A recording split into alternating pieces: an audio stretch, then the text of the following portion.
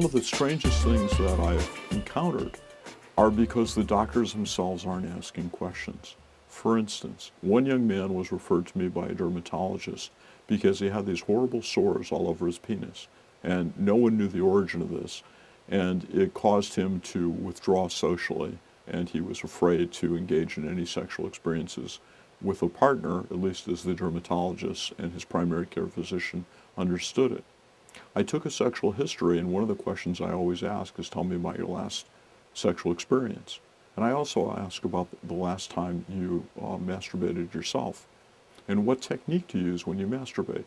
This poor man, who was so anxious at work, would lock his door and rub himself against this industrial carpeting on his office floor and severely burn and abrade his penis, which he didn't notice because he was aroused until after he had ejaculated. He'd find these sores, and then of course they were very tender, and he was humiliated at the thought of telling anyone about this.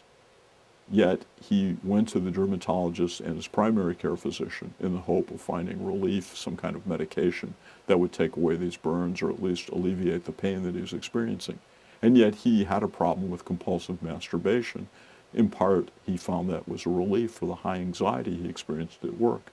So this was a multi-dimensional problem. And we were able to fix this by helping him learn better skills to cope at work, develop an alternative pattern of masturbation, limit the frequency of masturbation, and eventually get him dating, having sexual experiences with other partners. He's now married and has 2 kids, and he limits his sexual experiences primarily to those with his wife, with some occasional masturbation, using a technique most people would find more conventional.